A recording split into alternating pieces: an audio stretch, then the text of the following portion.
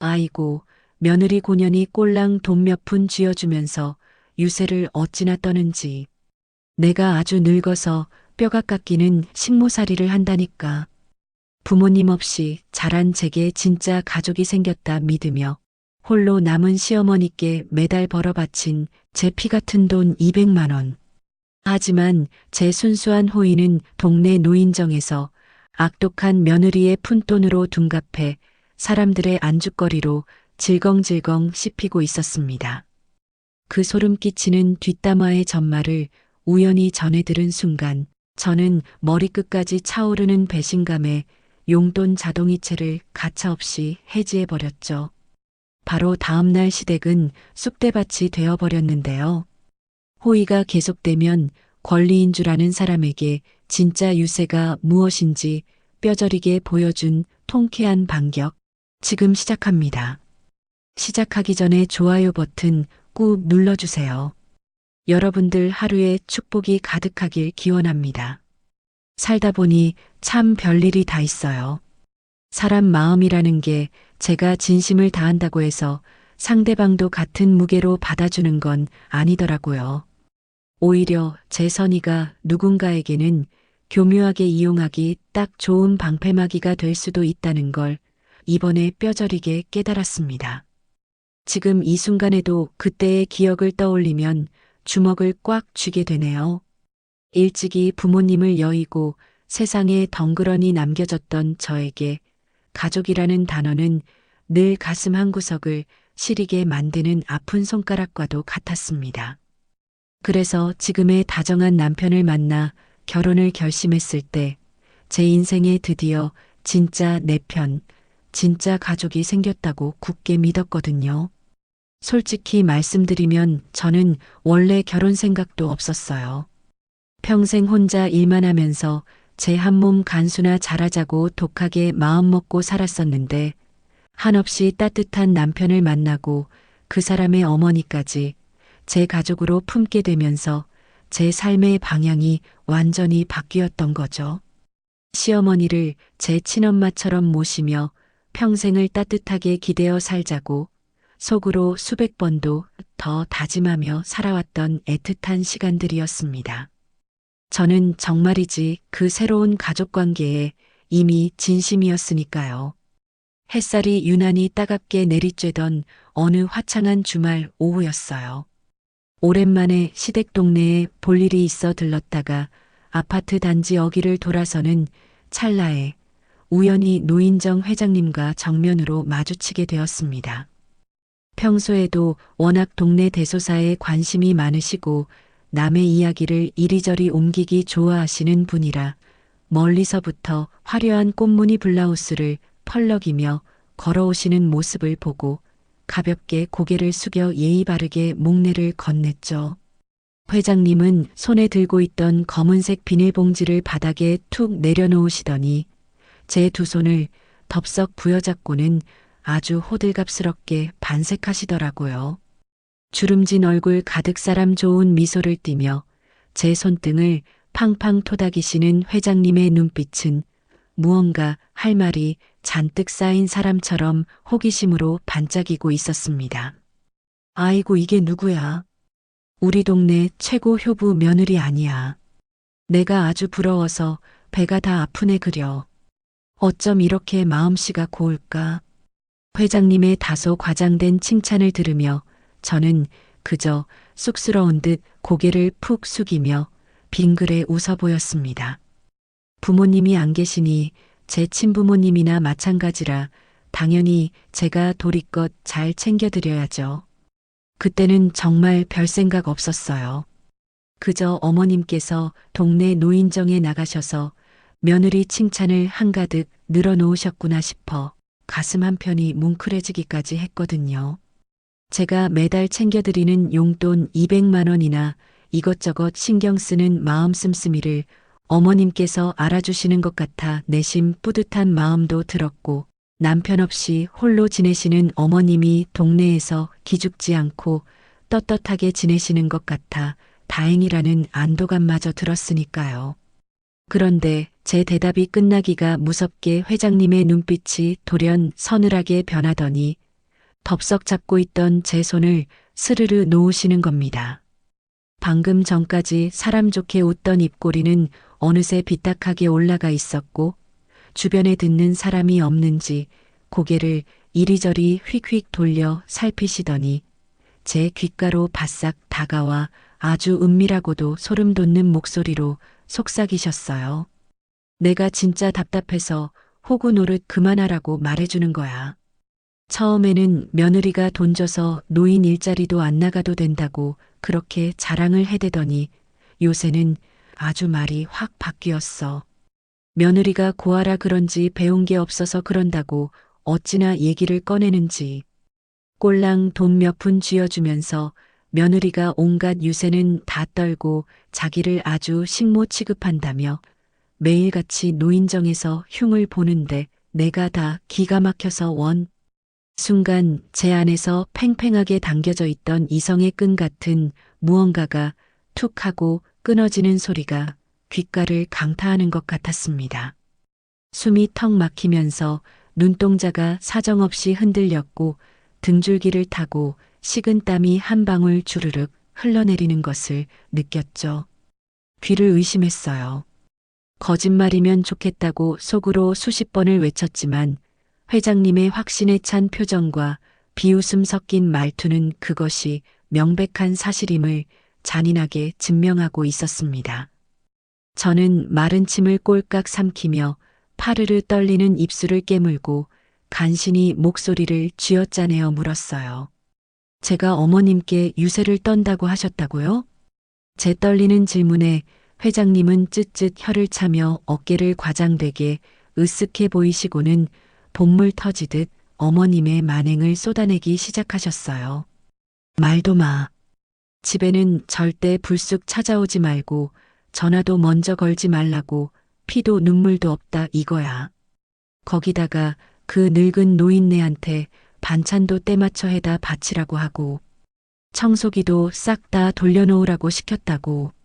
동네 사람들이 다들 수군대는 걸 내가 차마 눈뜨고 볼 수가 없어서 말해주는 거니까 어디 가서 내 얘기는 절대 하지 마.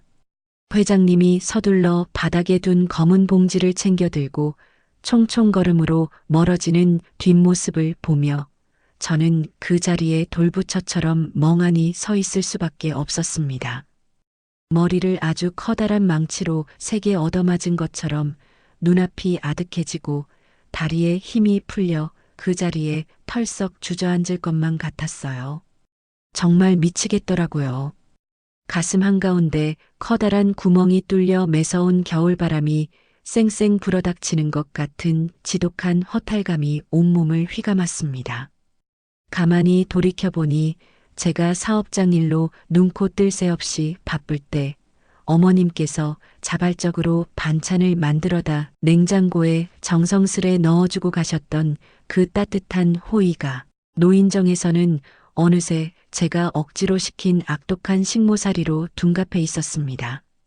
청소기를 돌리라고 강요한 적은 하늘을 우러러 단 한 번도 없었건만 저는 졸지에 늙은 시어머니의 뼈와 살을 깎아 먹으며 군림하는 천하의 몹쓸 며느리가 되어 동네 사람들의 가벼운 입방아에 오르내리고 있었던 겁니다. 신혼 초에 어머님이 불쑥불쑥 예고도 없이 찾아오시는 바람에 남편과 조심스럽게 상의한 끝에 미리 연락만 주시고 오시라고 아주 정중하게 부탁드렸던 그 합리적인 성급기마저도 어머님의 입을 거치며 피도 눈물도 없는 며느리의 잔인한 갑질로 변질되어 있었던 거죠.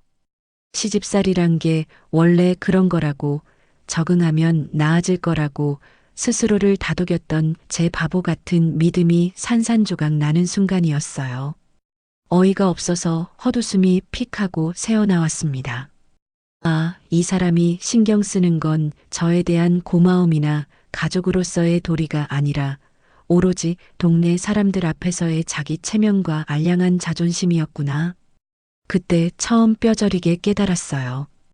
오로지 당신 체면을 세우기 위해 저를 이용하셨던 겁니다. 아버님을 일찍 떠나보내고 홀로 남아 젊은 며느리인 저에게 경제적으로 온전히 기대어 살아야 하는 어머님의 처지. 아마도 동네 노인들 사이에서 며느리에게 얹혀 사는 무능력한 늙은이로 취급받는 게 자존심 상하고 견딜 수 없이 치욕스러우셨을 겁니다. 현실을 직시하지 못하고 그저 가짜 포장지로 자신을 둘러싸는데 급급하셨던 거죠. 그래서 그 자존심을 방어하기 위해 제가 아무런 대가 없이 순수한 마음으로 매달 꼬박꼬박 챙겨드리던 피 같은 200만 원의 용돈을 당신이 며느리 집에서 뼈 빠지게 일하고 받는 정당한 노동의 대가로 철저하게 왜곡해버리신 거였어요.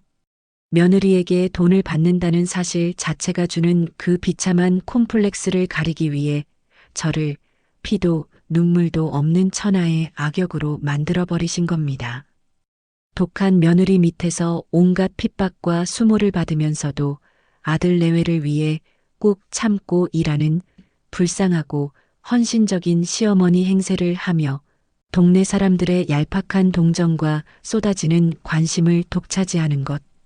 그것이 어머님이 자신의 외로움과 비뚤어진 우월감을 채우고 무너진 자존감을 세우는 유일하고도 비겁한 방식이었던 거죠.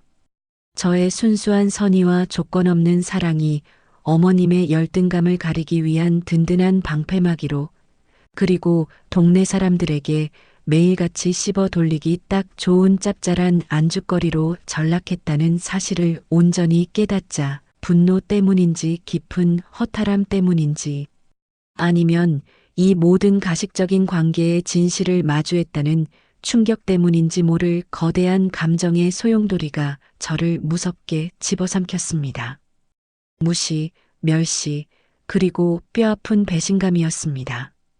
그 따뜻한 말 한마디, 고맙다는 진심 어린 눈빛 하나면 충분했는데 돌아온 건 제 등 뒤에 꽂힌 날카로운 비수뿐이었으니까요. 머릿속을 하얗게 뒤덮는 충격 속에서 저는 비틀거리는 다리를 이끌고 도망치듯 아파트 단지를 빠져나왔습니다. 숨을 쉴 때마다 심장 한구석이 날카로운 유리 조각에 찔리는 것처럼 욱신거렸고, 귓가에는 노인정 회장님의 그 비릿한 목소리가 환청처럼 계속 맴돌고 있었죠.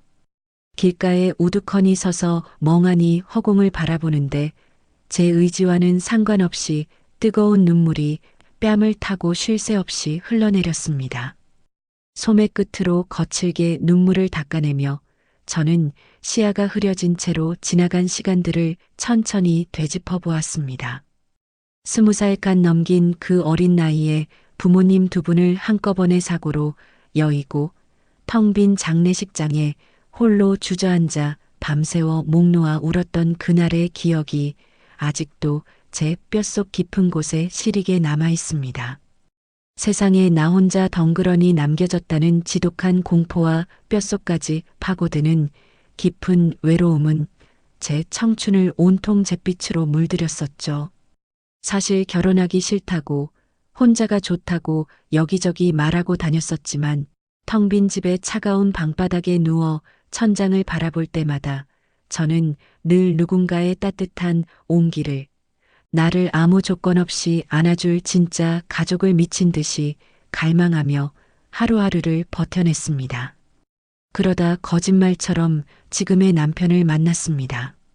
한없이 다정하고 제 상처를 묵묵히 보듬어주는 남편의 넓은 품에 안겼을 때 저는 하늘에 계신 우리 엄마 아빠가 불쌍한 딸을 위해 마지막으로 보내주신 기적 같은 선물이라고 굳게 믿어 의심치 않았어요. 시부모님 역시 처음 인사드리러 갔을 때 제 두 손을 꼭 잡고 이제부터 우리가 네 진짜 부모가 되어주겠다고 따뜻하게 말씀하셨고, 저는 그 따뜻한 말 한마디가 얼마나 큰 힘이 됐는지 몰라요. 그때 알았어야 했어요. 그 달콤했던 약속이 얼마나 쉽게 부서질 수 있는 얄팍한 모래성 같은 것이었는지를 말입니다. 그렇게 감사한 마음으로 눈물겨운 결혼식을 올리고 행복한 신혼의 단꿈에 젖어들 무려 청천벽력 같은 일이 벌어졌습니다. 신혼여행에서 돌아온 지 채 석 달도 되지 않아 시아버님이 주무시던 중 심장마비로 갑작스럽게 세상을 떠나고 마신 겁니다. 장례를 치르고 텅 빈 시댁에 홀로 남겨진 시어머니를 보며 저는 찢어지는 가슴을 부여잡고 어떻게든 제가 친딸처럼 어머님의 빈자리를 채워드리겠다고 굳게 다짐했습니다. 하지만 그 다짐은 얼마 가지 않아 제 숨통을 서서히 조여오는 올가미로 변해버렸습니다. 평생을 아버님 그늘 아래서 곱게 가정주부로만 살아오셨던 어머님은 아버님을 잃은 상실감과 혼자 남겨졌다는 지독한 외로움을 온전히 저희 부부, 아니 만만한 며느리인 저에게 쏟아붓기 시작하셨습니다. 회사에서 정신없이 업무를 보며 서류와 씨름하고 있을 때면 예고도 없이 불쑥불쑥 제 신혼집 비밀번호를 누르고 들어와 소파에 덩그러니 앉아 계시곤 했죠. 퇴근하고 파김치가 되어 집에 돌아오면 어둠 속에 우두커니 앉아 계시는 어머님의 실루엣을 보고 화들짝 놀라 가슴을 쓸어내린 적이 한두 번이 아니었습니다. 내가 텅 빈 집에 혼자 있으면 아주 숨이 막혀서 미칠 것만 같다. 네 아빠 없이 나 혼자 무슨 수로 먹고 살아야 할지 눈앞이 캄캄해서 가만히 앉아 있을 수가 있어야지. 어머님은 매일같이 제 손을 붙잡고 눈물을 글썽이며 신세 한탄을 쏟아내셨습니다. 보다 못한 제가 동사무소에 가서 노인 일자리라도 한번 알아보시는 게 어떻겠냐고 아주 조심스럽게 권유를 해보았습니다. 사람들도 만나고 소일거리도 하시면 우울감도 훨씬 나아질 거라고 부드럽게 설득을 시도했죠. 하지만 제 말이 끝나기가 무섭게 어머님은 자리에서 펄쩍 뛰며 손사래를 거칠게 치셨습니다. 아니, 내가 평생을 집안에서 살았는데 이제 와서 남들 다 보는 길거리에서 쓰레기를 줍고 청소를 하라고? 동네 창피하게 그런 짓을 어떻게 하니? 차라리 혀를 깨물고 죽는 게 낫지.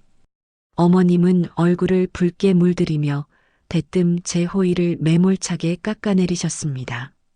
그날 밤 저는 남편을 식탁 앞에 앉혀놓고 밤이 새도록 머리를 맞대고 깊은 고민에 빠졌습니다. 우리는 아직 아이도 없고 부모님도 어머님 한 분밖에 안 계시니 우리가 조금 더 허리띠를 졸라매고 어머님의 노후를 책임지자고 남편의 손을 마주 잡으며 굳게 결심을 내렸죠. 다음 날 저는 은행에 가서 빳빳한 새 지폐로 200만 원을 뽑아 정성스레 봉투에 담아 어머님 품에 안겨드렸습니다.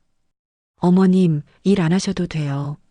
저희가 매달 이렇게 용돈 챙겨드릴 테니까 마음 편히 쓰시고 친구분들 만나서 맛있는 것도 사드세요. 저희가 자주 찾아뵙고 모실 테니까 대신 저희도 맞벌이라 피곤할 때가 많으니 불쑥불쑥 예고 없이 찾아오시는 것만 조금 조심해 주시면 좋겠어요. 저는 어머님의 두 손을 꼭 감싸 쥐고 진심을 다해 그리고 최대한 부드럽게 선을 그었습니다.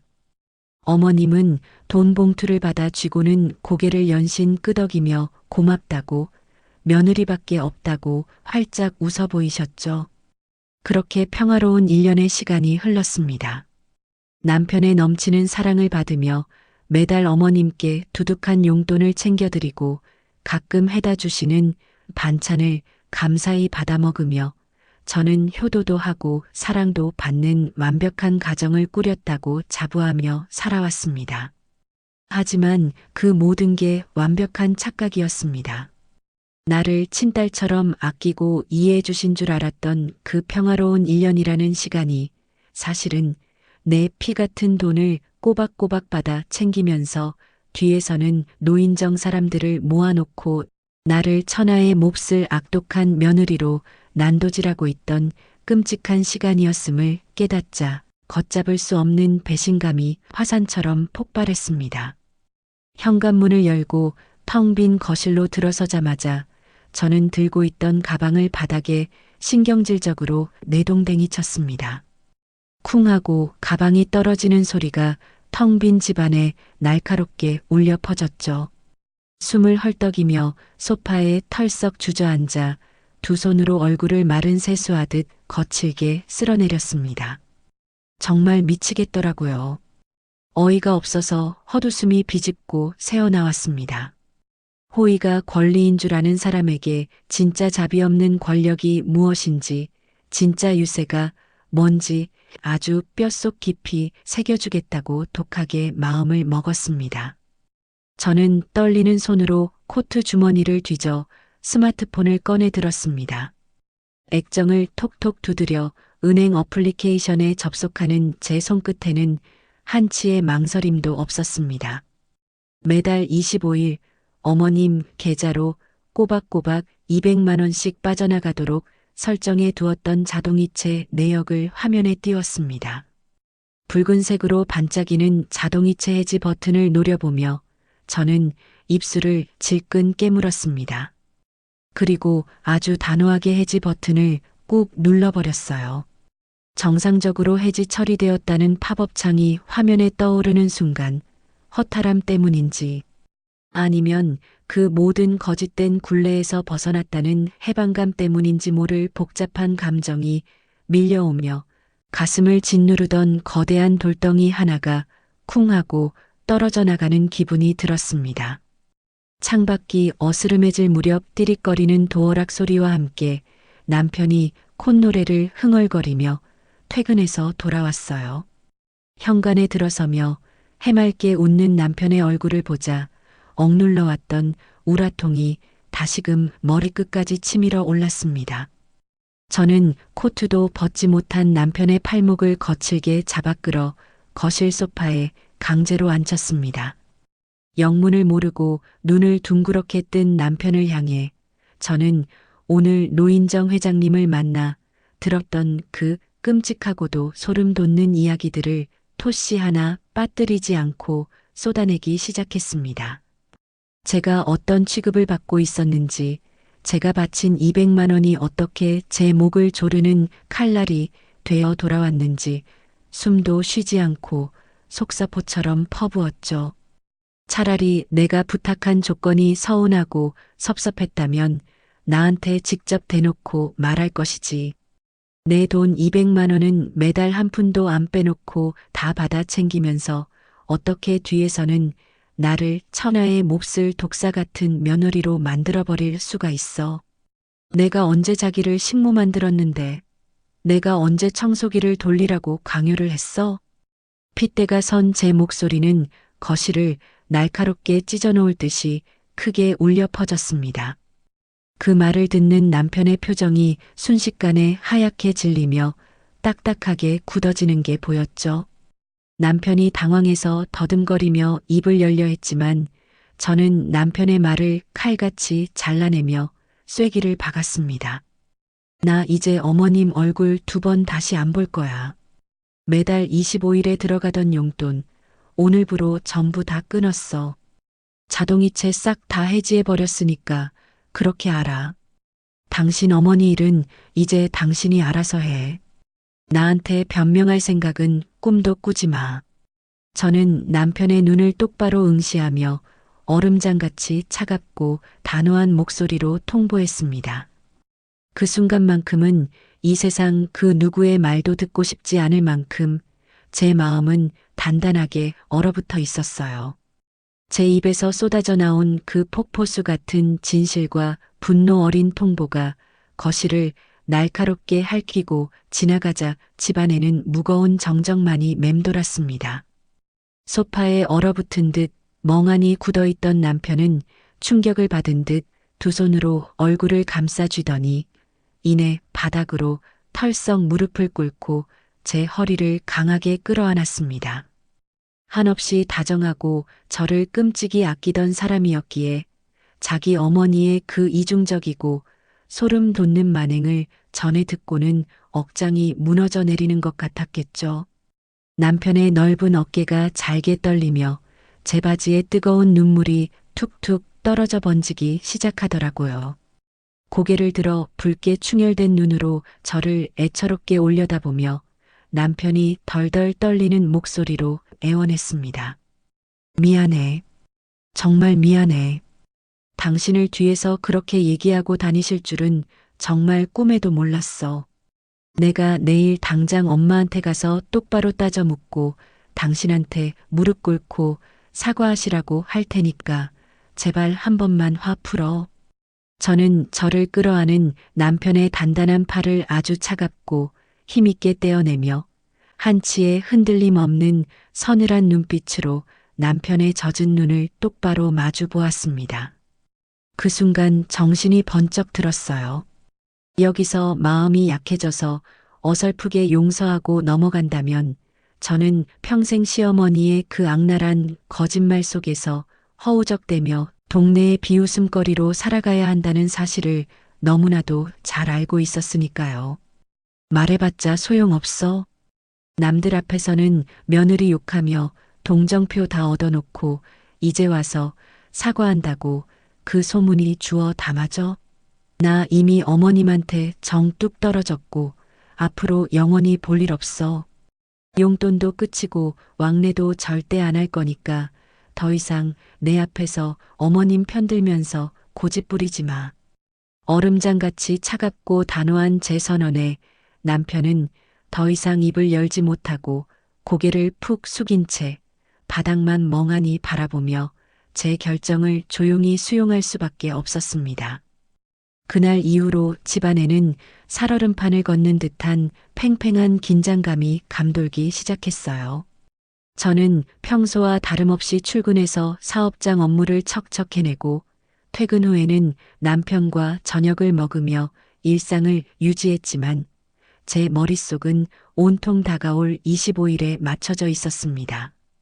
달력의 숫자가 하루하루 25일을 향해 달려갈 때마다 제 가슴 속에서는 알 수 없는 전투력이 활활 불타오르는 것을 느꼈습니다. 언제 터질지 모르는 시한폭탄을 품고 사는 것처럼 2주일이라는 시간이 어떻게 지나갔는지 모를 정도로 폭풍전야의 고요함이 우리 부부의 일상을 지배하고 있었죠. 마침내 원래대로라면 어머님의 계좌로 200만 원이라는 피 같은 거금이 입금되어야 할 25일 저녁이 다가왔습니다. 퇴근 후 식탁에 앉아 식은 물을 들이켜며 거실 테이블 위에 올려둔 스마트폰 화면을 뚫어지게 노려보았습니다. 저녁 8시가 넘어가자 거짓말처럼 스마트폰이 요란하게 진동하며 방 안의 정적을 깨뜨리기 시작하더군요. 발신자 화면에 선명하게 떠오른 이름은 시어머니였습니다. 화면을 뒤집어 엎어버리고 시원하게 무시할까 아주 잠깐 생각했어요.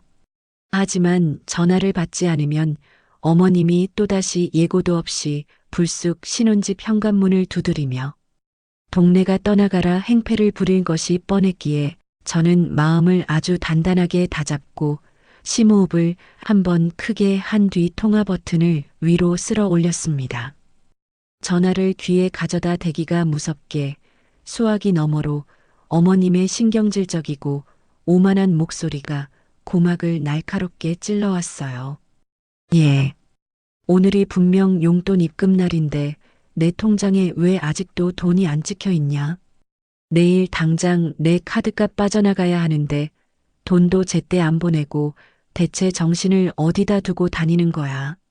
자신의 잘못은 꿈에도 모른 채 오로지 돈 내놓으라며 당당하게 따져 묻는 그 아나무인한 태도에 저는 어이가 없어서 실소가 픽 하고 터져 나왔습니다. 순간 제 안에서 마지막으로 아주 작게 남아있던 일말의 동정심마저 깔끔하게 증발해버리는 것을 느꼈죠.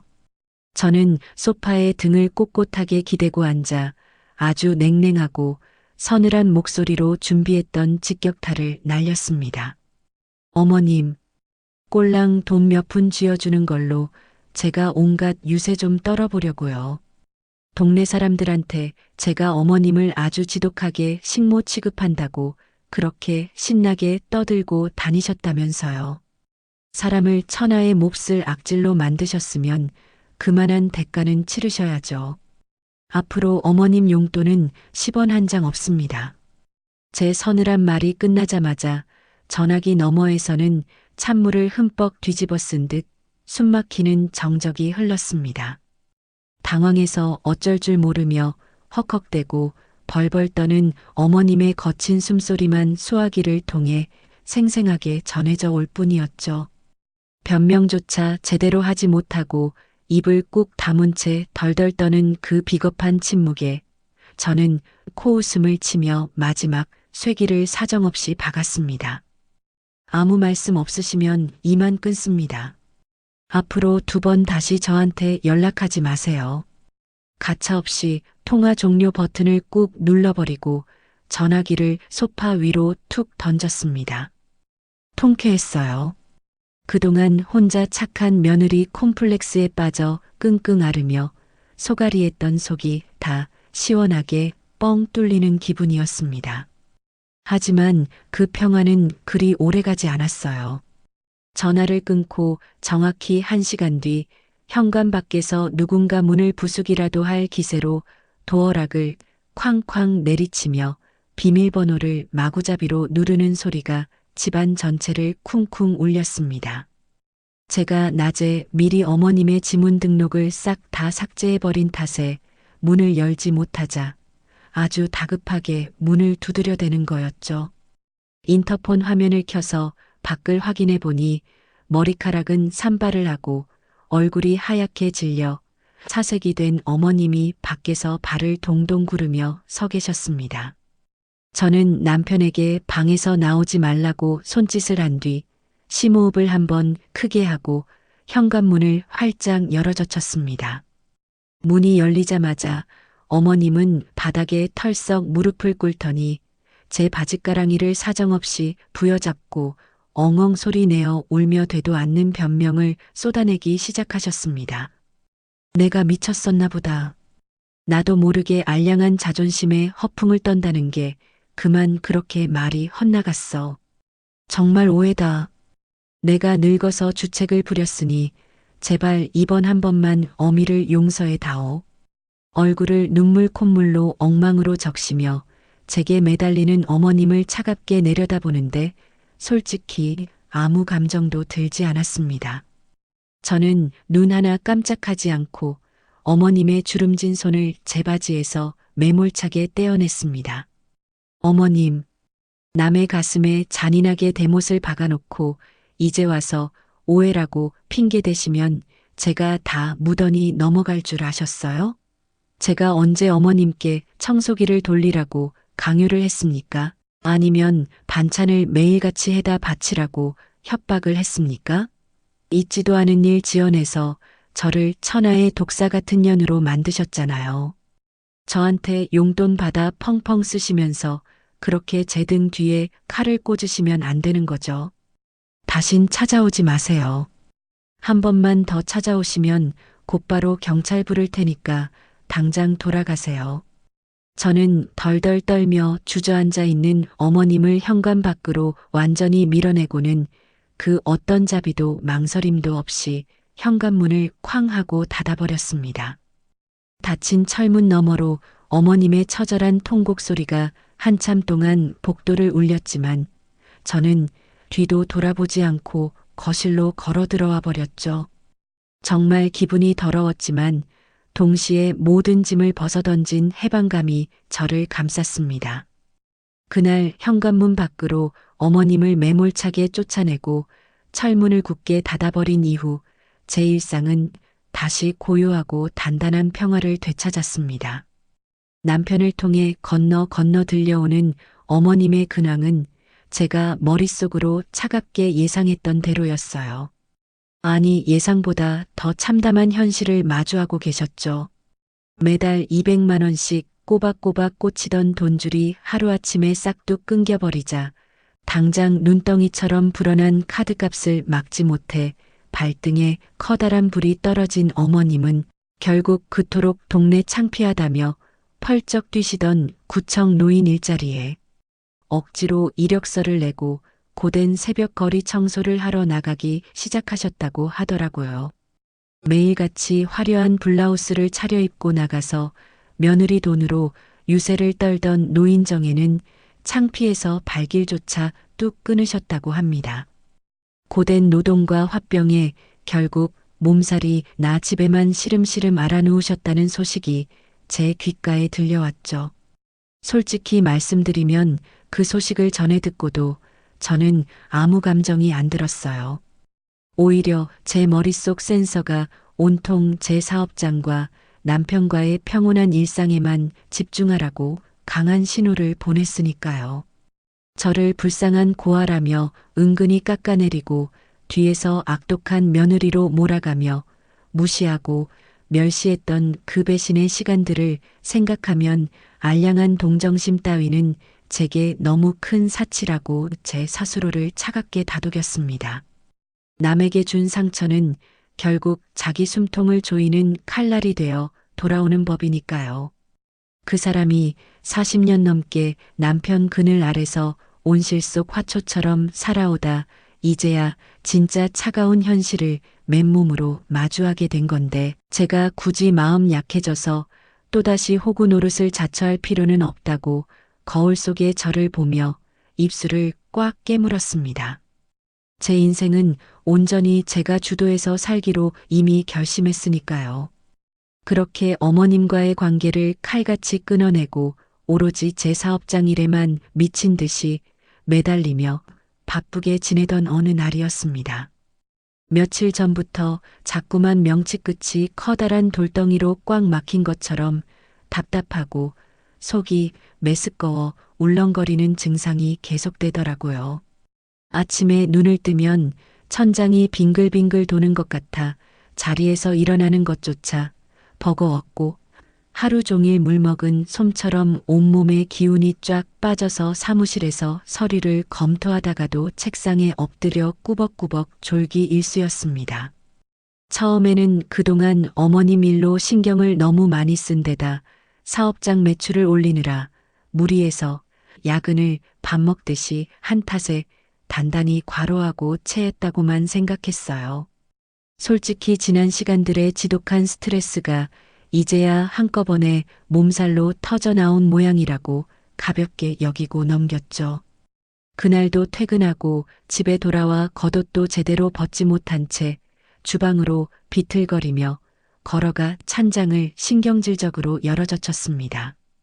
소화제와 두통약이 잔뜩 들어있는 구급상자를 꺼내 식탁 위에 툭 올려두고 습관처럼 알약 2알을 손바닥에 털어냈습니다.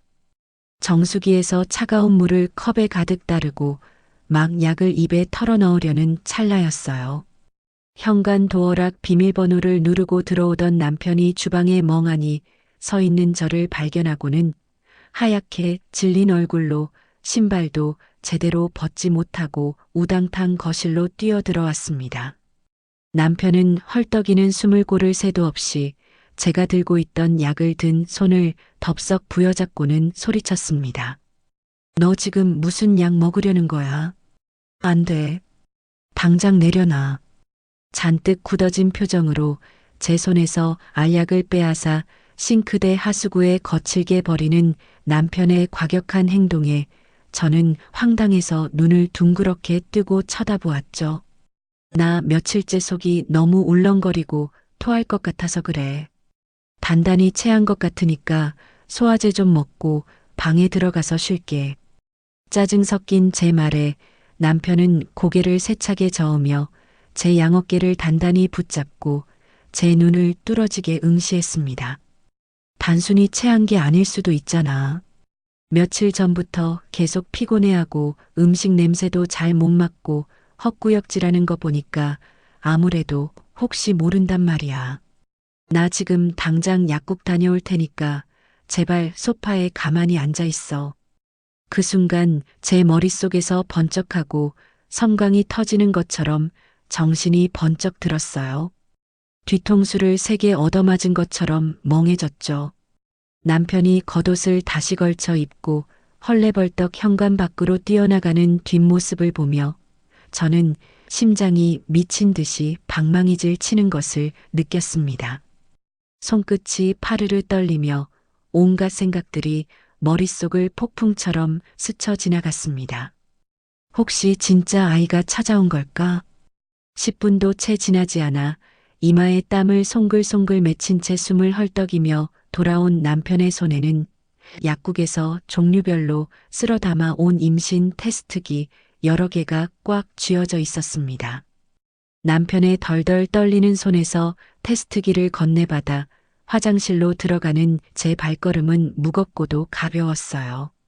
차가운 변기 위에 쪼그려 앉아 플라스틱 막대기에 시선을 꼼짝없이 고정하고 결과를 기다리는 그 짧은 3분이 제 인생에서 가장 길고 피 말리는 시간처럼 느껴졌습니다.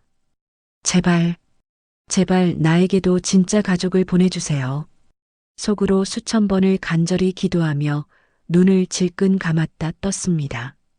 하얀색 창 위로 아주 선명하고 또렷한 붉은색 두 줄이 천천히 떠오르기 시작했습니다. 진짜 미치겠더라고요.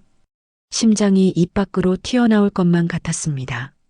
문을 벌컥 열고 거실로 뛰쳐나온 저는 두 줄이 선명하게 찍힌 테스트기를 쥔 손을 허공에 번쩍 들어 올리며 짐승처럼 환호성을 내질렀습니다. 소파 앞에 초조하게 서서 손톱을 물어뜯으며 덜덜 떨고 있던 남편 역시 선명한 붉은색 두 줄을 확인하자마자 어린아이처럼 펄쩍 뛰어오르며 제 허리를 와락 끌어안고 거실을 빙글빙글 돌기 시작했죠. 우리한테 아기가 생겼어. 드디어 우리한테 진짜 가족이 생겼다고. 남편의 넓고 따뜻한 품에 꽉 안겨 목 놓아 소리치며 저는 그동안 꾹꾹 참아왔던 뜨거운 눈물을 왈칵 터뜨리고 말았습니다. 20대 초반에 부모님 두 분을 한꺼번에 비극적인 사고로 떠나보내고 이 넓고 차가운 세상에 홀로 덩그러니 남겨졌던 지독한 결핍의 시간들이 주마등처럼 눈앞을 스쳐 지나갔습니다. 남들처럼 평범하게 엄마 아빠를 부르며 투정 부리고 싶었던 그 짙은 그리움과 아무리 발버둥 쳐도 채워지지 않던 지독한 외로움을 평생 가슴속에 무거운 돌덩이처럼 안고 살아왔거든요. 언제나 온전한 내 편, 진짜 내 피가 섞인 완벽한 내 가족을 그 누구보다 간절하게 원했던 저에게 마침내 찾아온 작고 눈부신 첫 아이의 소식은 세상을 다 가진 것 같은 벅찬 감격이었습니다. 남편의 어깨에 얼굴을 묻고 엉엉 소리 내어 울며 저는 하늘에 계신 엄마 아빠가 드디어 불쌍한 막내딸 이 험한 세상에서 외롭지 말라고 하늘에서 천사를 보내주셨구나 굳게 믿었어요. 모든 고통과 상처가 단숨에 씻겨 내려가는 듯한 거대한 해방감이 저를 포근하게 감싸 안았죠. 한참을 부둥켜 안고 감격의 눈물을 쏟아내던 남편이 저를 소파에 아주 조심스럽게 앉히고는 주머니에서 스마트폰을 꺼내 만지작거리며 깊은 고민에 빠진 표정을 지었습니다. 손가락으로 액정을 툭툭 치며 제 눈치를 슬금슬금 보던 남편이 아주 조심스럽고 기어들어가는 목소리로 입을 뗐습니다. 나 엄마한테 이 소식 알려야 할 것 같아. 아무리 우리가 연을 단호하게 끊었어도 손주가 생겼는데 모르게 하는 건 자식된 도리가 아닌 것 같아서 그래. 전화만 딱 한 통만 짧게 할게.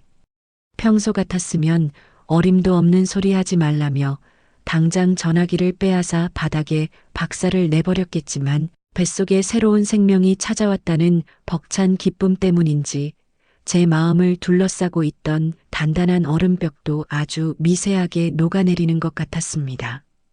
내 아이에게 핏줄이라는 존재를 완전히 지워버리는 게 과연 옳은 일일까 하는 찰나의 고민도 스쳤고요. 저는 말없이 입술을 꾹 깨물고 고개를 가볍게 끄덕여 허락의 뜻을 내비쳤죠. 남편이 거실 테이블 위에 스마트폰을 올려두고 스피커폰을 켜고 전화를 걸자 신호음이 두 번도 채 울리기 전에 아주 다급하게 전화를 받는 어머님의 거친 숨소리가 거실에 울려 퍼졌습니다. 아들, 웬일이니? 네가 먼저 전화를 다 하고 무슨 일 있는 건 아니지? 잔뜩 주눅이 들어 눈치를 보며 덜덜 떨리는 어머님의 목소리에 남편은 헛기침을 한 번 하고는 목소리를 가다듬고 아주 담담하게 임신 소식을 전했습니다. 나 아빠 됐어. 방금 임신 테스트기 2줄 나왔어. 그 짧은 한마디가 허공에 떨어지기가 무섭게 수화기 너머에서는 짐승이 울부짖는 것 같은 처절하고도 커다란 통곡 소리가 댐이 무너지듯 터져 나왔습니다.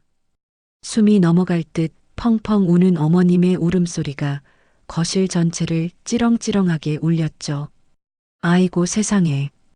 우리 예쁜 며느리가 드디어 임신을 했구나. 정말 축하한다 아들.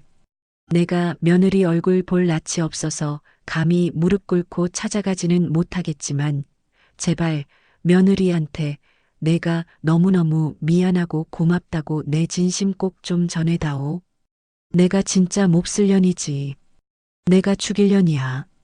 눈물 콧물을 다 쏟아내며 수화기 너머로 미친 듯이 오열하는 어머님의 뼈저린 사과를 가만히 듣고 있는데 제 안에서 무언가 복잡하고 형용할 수 없는 감정이 꿈틀거리는 것을 느꼈습니다.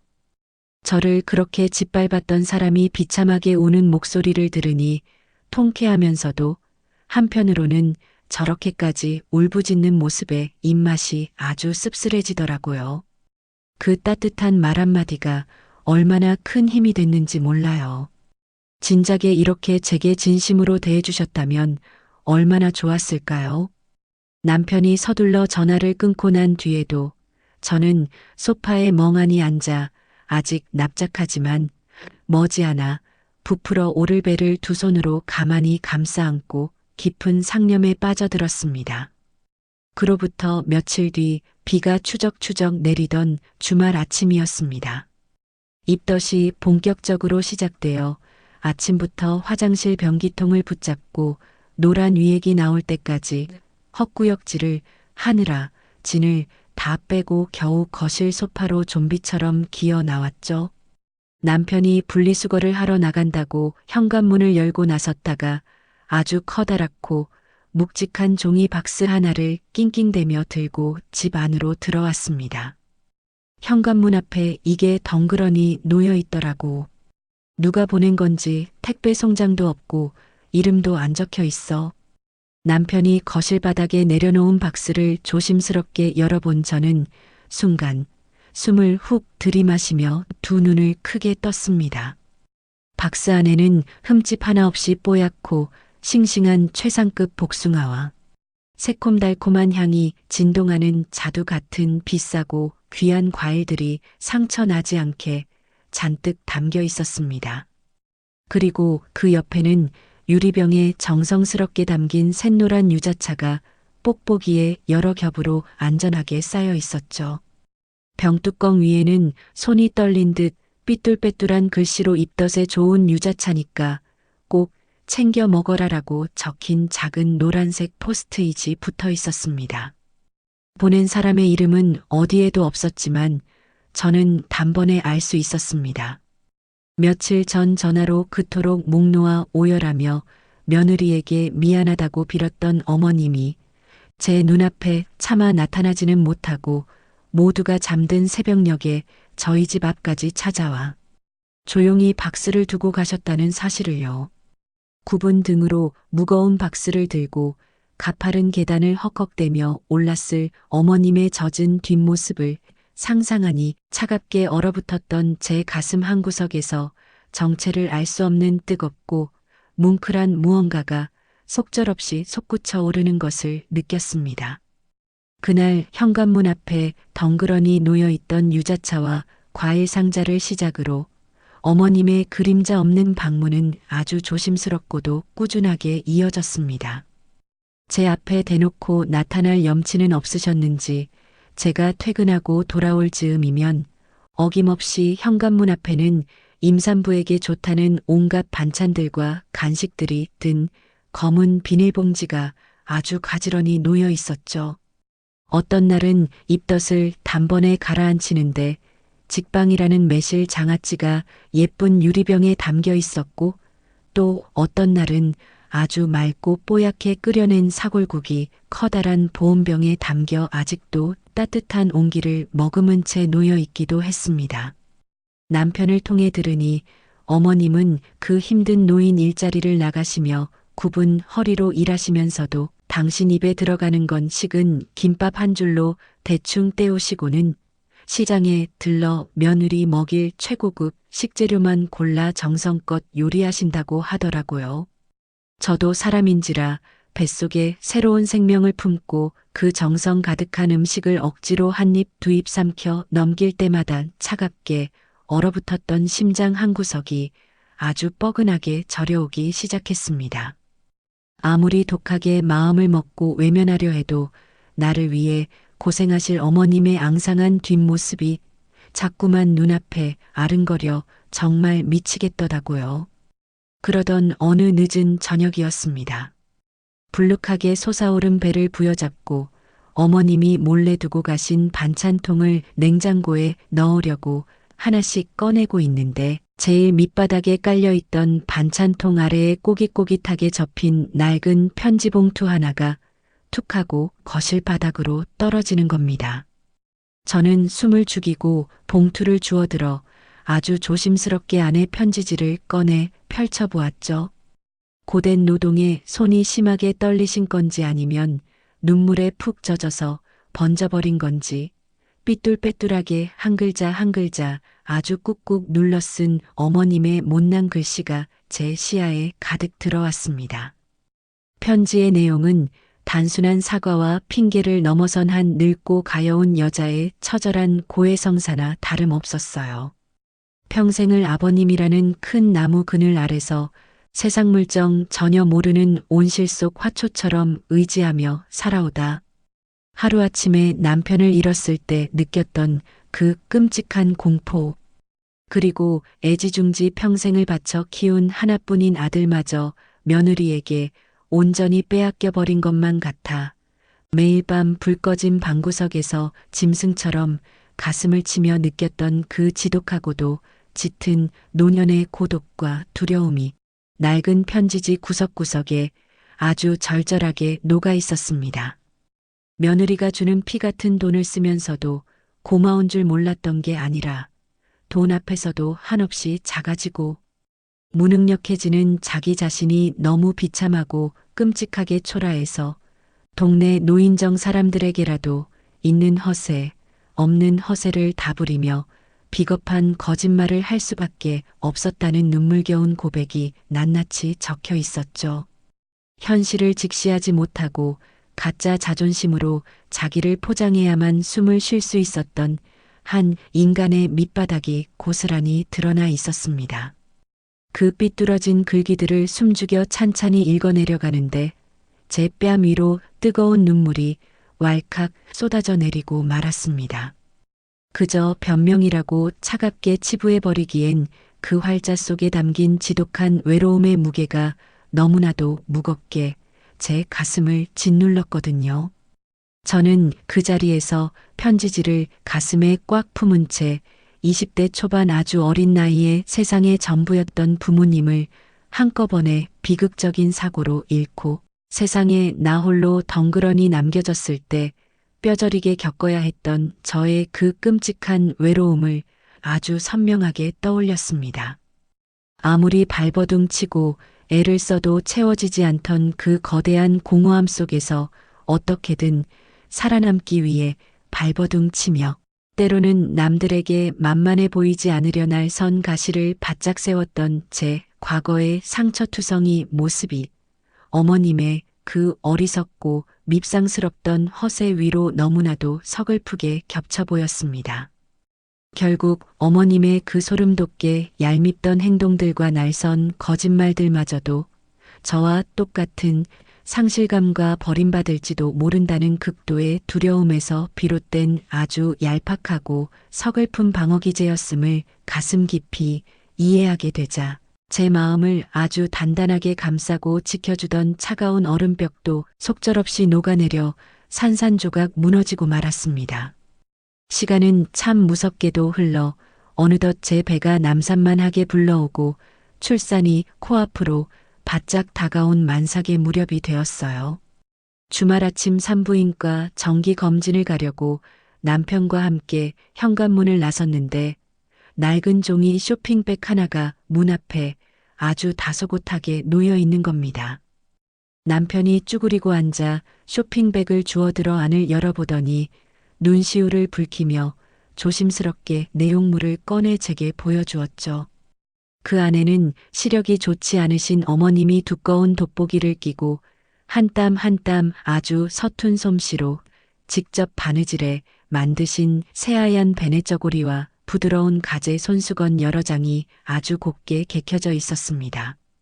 백화점에서 수십만 원을 주고 파는 명품 아기 옷들보다 훨씬 바느질 간격도 엉성하고 삐뚤빼뚤했지만 그 어떤 비싼 옷보다도 묵직하고 거대한 사랑과 정성이 꽉 들어차 있다는 걸 단번에 알 수 있었죠.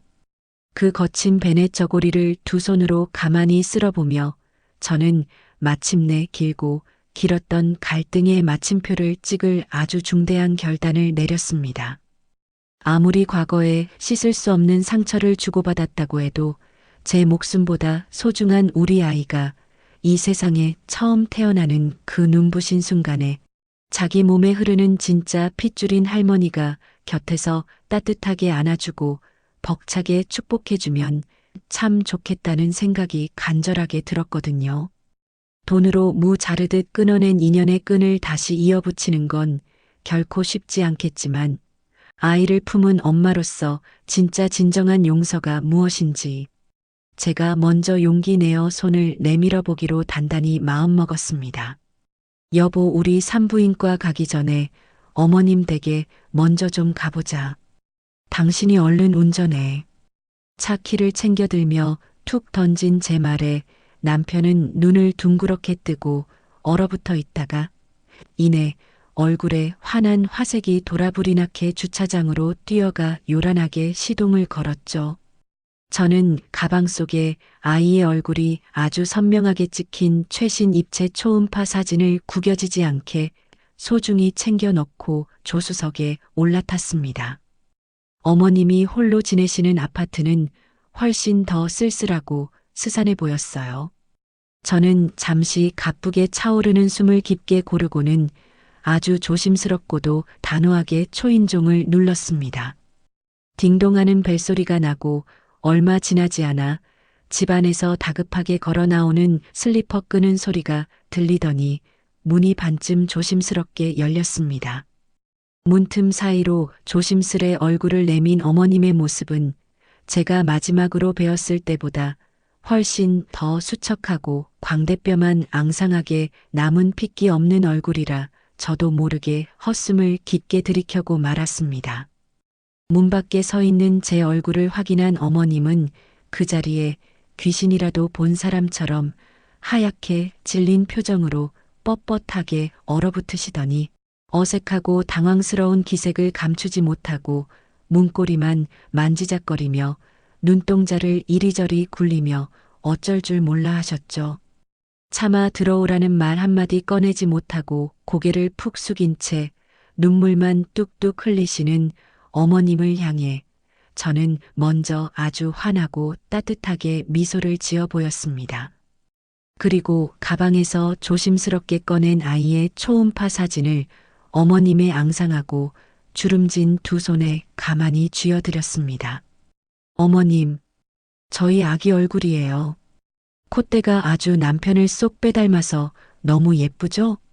제 부드럽고 따뜻한 목소리에 흠칫 놀라며 손에 쥐어진 초음파 사진을 내려다보던 어머님은 결국 참았던 감정을 터뜨리며 사진을 가슴에 꽉 품은 채 털썩 주저앉아 짐승처럼 목 놓아 오열하기 시작하셨습니다. 온 동네가 떠나가라 통곡하시는 그 애처롭고 찢어지는 울음소리가 거실을 메아리쳐 울렸죠. 내가 정말 죽일년이다. 남편도 잃고 애지중지 키운 아들마저 너한테 완벽하게 빼앗긴 기분에 매일 밤이 생지옥 같아서 미칠 것 같았어.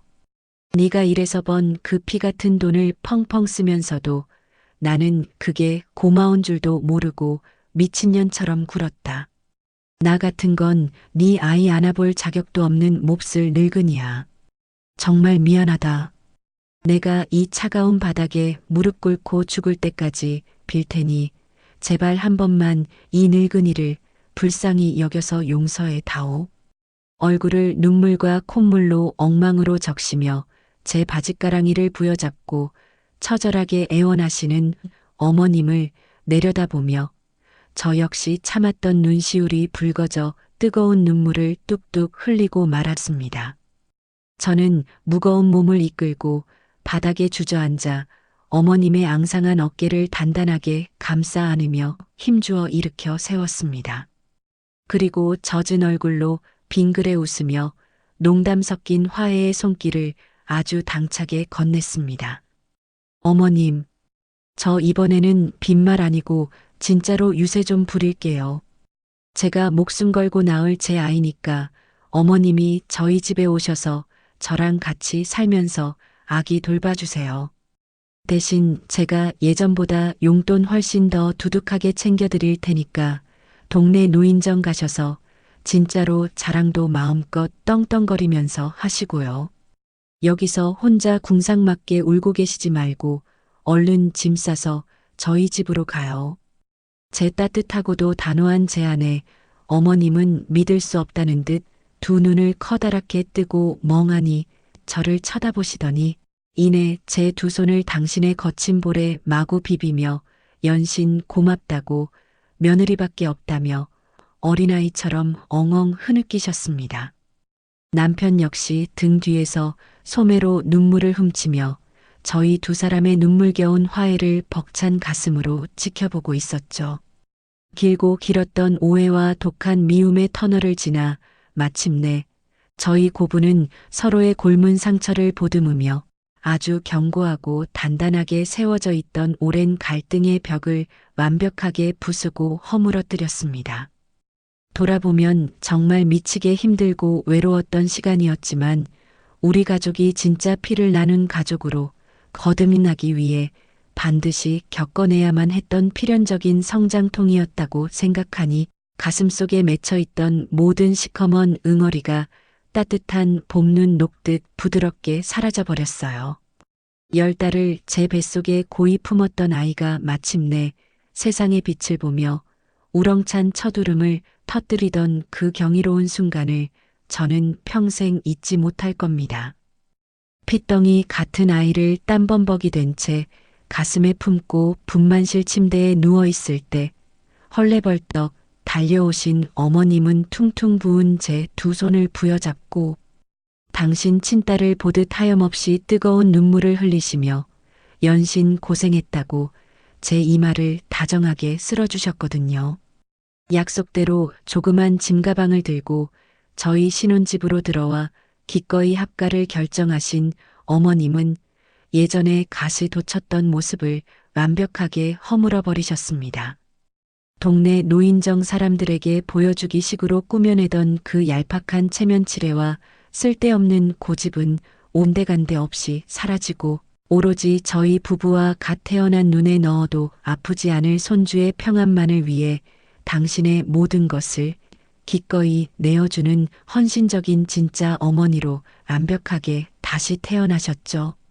밤마다 이유 없이 칭얼거리는 아이를 당신의 구분 등에 단단히 업고 거실을 뱅글뱅글 돌며 구슬픈 자장가를 자장자장 불러주시는 어머님의 따뜻한 뒷모습을 가만히 지켜볼 때면 제 가슴속 깊은 곳에 단단하게 뭉쳐있던 오랜 결핍과 억울한 상처들이 따뜻한 봄눈 녹듯 부드럽게 씻겨 내려가는 것을 느꼈습니다. 저는 제가 그토록 피땀 흘려 일궈놓은 사업장을 믿을 만한 총괄 직원에게 전적으로 맡겨두고 이른바 오토로 돌려놓은 채 온전히 육아에만 전념하며 난생 처음으로 평화롭고 달콤한 일상의 여유를 만끽하기 시작했어요. 아침에 눈을 뜨면 남편과 어머님이 정성껏 차려주신 따뜻한 밥을 먹고 거실 바닥에 앉아 아이와 눈을 맞추며 까르르 웃음꽃을 피우는 그 평범하고도 눈부신 하루하루가 저에게는 감히 상상조차 못해본 천국이나 다름없었네요. 제가 굳이 매일같이 사업장으로 출근해서 도끼를 품고 서류를 확인하며 핏대를 세우지 않아도 매달 제 통장에 꼬박꼬박 꽂히는 안정적인 사업장 수익 덕분에 경제적인 불안감 하나 없이 완벽한 공동 육아의 행복을 누리며 가족들과 부대끼어 살면서 나름 벅찬 보람을 느끼던 눈부신 시절이었습니다.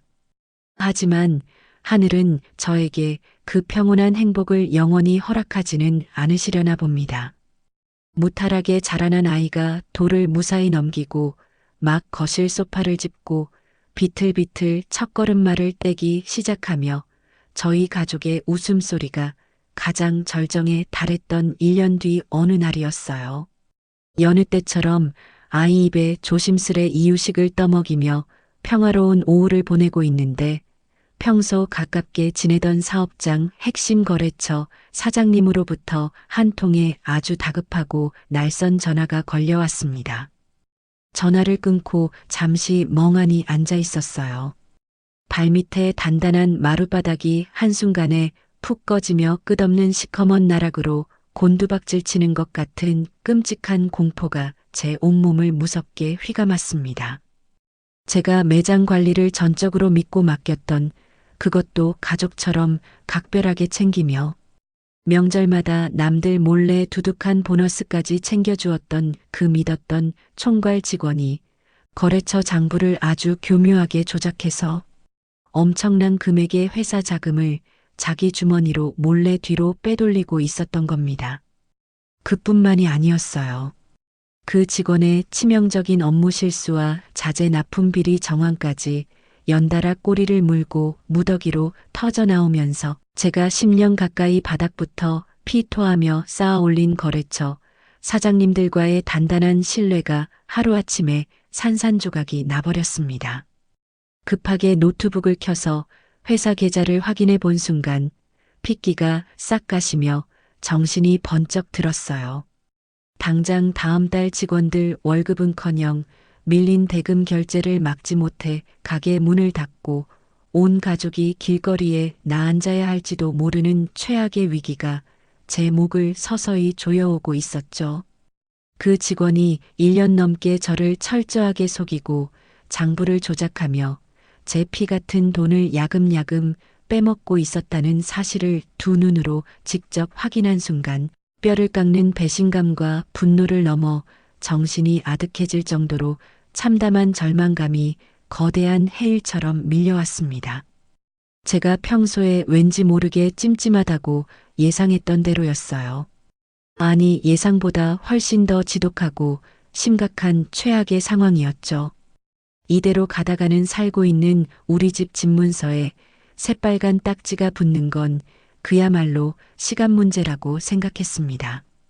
당장 발등에 떨어진 이 거대한 불을 끄고 무너져가는 사업장을 어떻게든 수습하기 위해서는 제가 다시 독하게 마음을 먹고 현장으로 뛰어들어 밤낮 없이 서류에 파묻혀 매달려야만 하는 아주 절망적인 상황이 펼쳐졌습니다. 그날부터 제 달콤했던 육아 휴직은 완전히 끝이 나고 제 삶은 다시 지옥 같은 흙탕물 전쟁터로 끔찍하게 변해버렸습니다. 막 아장아장 걷기 시작하며 제 곁에서 한시도 떨어지지 않으려는 엄마 껌딱지가 되어버린 아이의 작고 보드라운 손을 매몰차게 뿌리치고 억지로 현관문을 나서야 하는 매일 아침 출근길은 제 가슴을 예리한 칼로 수천 번 사정없이 난도질하는 것 같은 끔찍한 고통이었습니다. 돌아선 제 등 뒤로 엄마를 부르며 찢어지게 우는 아이의 통곡 소리를 애써 모른 척하며 밖으로 뛰쳐나와 차 핸들에 머리를 박고 얼마나 서럽게 오열했는지 모릅니다. 매일같이 성난 거래처 사장님들을 일일이 찾아다니며 허리가 부서져라 고개를 숙이고 무릎까지 꿇어가며 빵꾸난 계약을 어떻게든 메우려 사방팔방으로 미친 듯이 뛰어다녔지만 한번 엎어진 신뢰의 물을 다시 주워 담는 건 그 옛날 밤을 세워가며 일했던 대학병원 3교대 간호사 시절보다 훨씬 더 고통스럽고 뼈를 깎는 험난한 길이었습니다. 서류 뭉치를 들고 이리저리 뛰어다니다 화장실 칸에 숨어 혼자 소리 죽여 끄끄대며 우는 날들이 셀 수조차 없이 많았어요. 매일 밤 자정이 훌쩍 넘은 시간에 파김치가 되어 천근만근 무거운 다리를 이끌고 집에 돌아오면 제 가슴을 더욱 찢어놓는 풍경이 저를 기다리고 있었습니다. 땀띠가 나도록 칭얼대는 아이를 업고 거실을 서성이다 지쳐 소파에 비스듬히 기대어 꾸벅꾸벅 조시는 어머님의 수척하고 주름진 얼굴을 마주해야만 했거든요. 70을 바라보는 노구의 쇠약한 몸으로 하루가 다르게 활동량이 엄청나게 늘어나는 그 에너지 넘치는 사내 아이를 온종일 혼자서 감당하시게 둔다는 건 아무리 화해를 했다고 한들 며느리로서 도저히 할 짓이 못 된다는 끔찍한 죄책감이 매일 밤 제 숨통을 강하게 조여왔습니다. 솔직히 말씀드리면 집에 있는 어머님과 아이 걱정에 밖에서 일을 하면서도 온통 정신이 산만해져 정말 미치겠더라고요. 새벽에 젖병을 물리며 꾸벅꾸벅 조는 어머님의 앙상한 손목을 볼 때면 차라리 이 썩어 빠진 사업을 당장 내일이라도 과감하게 포기하고 빚을 내서라도 가게를 헐값에 넘겨버리는 게 맞지 않을까 수백 번도 더 심각하게 고민하며 베개에 얼굴을 묻고 밤새 소리 죽여 눈물을 삼켰습니다. 2마리 토끼를 다 잡으려 욕심을 부리다가는 결국 내 목숨 같은 아이와 간신히 진심으로 화해한 어머님마저 모두 내 손으로 망치고 잃게 될 것 같아 지독한 딜레마 속에서 한 발짝도 나아갈 수가 없었습니다. 극심한 스트레스와 며칠 밤을 꼬박 세우며 서류를 뒤적이는 수면 부족이 겹치자 제 몸은 이미 튼튼하던 한계치를 한참 넘어서서 아주 날카로운 비명을 지르고 있었습니다. 입맛을 완전히 잃어 모래알 씹듯 밥알을 뱉어내기 일쑤였고 하루에 진한 블랙커피 몇 잔으로 간신히 쓰러지려는 몸을 위태롭게 지탱하며 하루하루를 버텨냈죠. 그러던 어느 날 저녁이었습니다. 사무실 책상에 쌓인 밀린 세금 고지서와 텅 비어버린 통장 잔고를 다시금 확인하고 천근만근 무거운 발걸음을 이끌며 집 현관문을 열고 들어서는데 귓가에서 날카로운 금속성 이명이 삐소리를 내며 고막을 찢을 듯이 울리더니 갑자기 눈앞이 핑 돌며 온 세상이 새카맣게 암전되는 것을 느꼈습니다. 다리의 힘이 종이장처럼 풀리며 허공을 헛짚은 저는 차가운 거실 바닥으로 속절없이 고꾸라지고 말았습니다. 쿵 하는 둔탁한 소리가 귓가를 스친 것을 마지막으로 제 의식은 차갑고 깊은 심에 속으로 한없이 가라앉아 버렸음있죠. 얼마나 시간이 흘렀을까요? 코끝을 찌르는 알싸한 파스 냄새와 누군가 제 차가운 손을 두 손으로 꽉 부여잡고 뜨거운 눈물을 뚝뚝 흘리는 감각에 무거운 돌덩이 같은 눈꺼풀을 간신히 밀어 올렸습니다.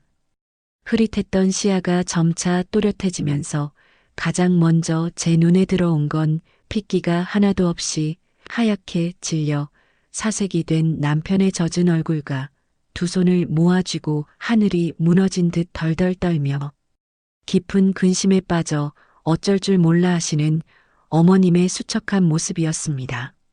제가 정신을 차리고 힘겹게 마른 침을 삼키며 몸을 일으키려 하자 어머님은 화들짝 놀라시며 제 어깨를 단단하게 감싸 안고는 다시 침대에 눕히셨습니다.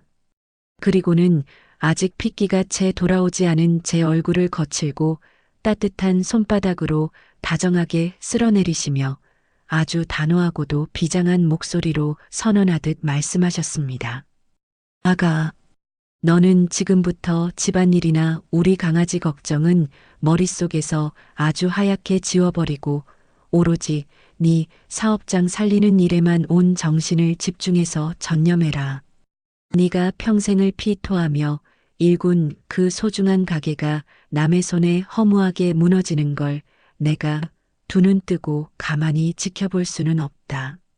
내가 어떻게든 우리 손주 밥 먹이고 재우고 씻기는 일은 이 늙은이가 목숨을 걸고 완벽하게 사수하고 지켜낼 테니까 너는 밖에서 그 나쁜 놈들이랑 제대로 한판 붙고 와.